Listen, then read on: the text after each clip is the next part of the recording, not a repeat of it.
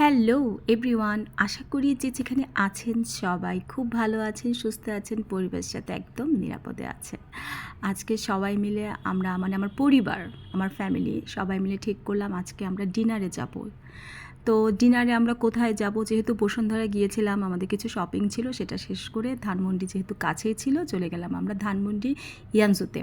এটা অনেক দিন ধরে আমাদের টার্গেট ছিল যে ইয়ানজুতে আমরা যাব, কারণ ওরা ফুডগুলোকে একটু এশিয়ান ফিউশন করে নিজেদেরকে ইন্ট্রোডিউস করছে সবার সামনে। সো চলে গিয়েছিলাম আমরা ইয়ানজুতে। এখানের অ্যাটমসফিয়ারটা খুবই ভালো, এতটাই রাশ ছিল আমি কিন্তু ঠিকমতো ওদের ইন্টেরিয়ারটা ভিডিও করতে পারিনি। আপনারা যেতে পারেন এবং চলে যাই আমরা ফুডে কী কী নিয়েছিলাম।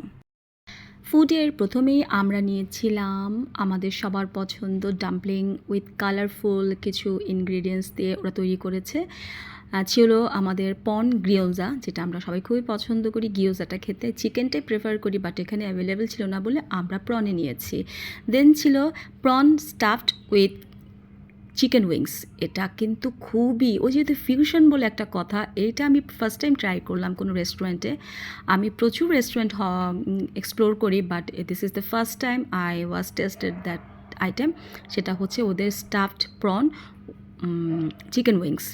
তারপরে আমাদের মেন কোর্স ছিল। মেন কোর্সে আমরা নিয়েছিলাম chicken seafood fried rice, ছিল সামথিং একটা চিকেন গ্রেভি, ছিল আমাদের ওদের ইয়ানজু special fried chicken. The food was awesome. আমি এক কথায় বলবো 10 আউট অফ 10 আমি দেব, কারণ ওদের সত্যি খাবার অনেক ভালো ছিল। আর আমাদের সবার পছন্দ ডেজার্ট, আমরা নিয়েছিলাম sticky rice mango with coconut ice cream. আমার জন্য নিয়েছিলাম টপি আঁকা কোকোনাট আইসক্রিম। আমরা খুবই ফুড এনজয় করেছি। আসতে পারেন আপনারাও, শঙ্কর বাস স্ট্যান্ড থেকে একটু সামনে গেলে হাতের বাঁ দিকে পেয়ে যাবেন ইয়ানজু। আমার পরিবারের সাথে আমিও ফুড এনজয় করেছি, আসলে আপনাদেরও ভালো লাগবে। আর আমার ছোট্ট প্রয়াসটি আপনাদের জন্য আশা করি ভালো লাগবে। লাইক কমেন্ট শেয়ার করতে কিন্তু একদম ভুলবেন না। আর আপনারাও পরিবারের সাথে বা আপনাদের ভালোবাসার মানুষের সাথে এসে এনজয় করতে পারেন ইয়ানজুর ফুড।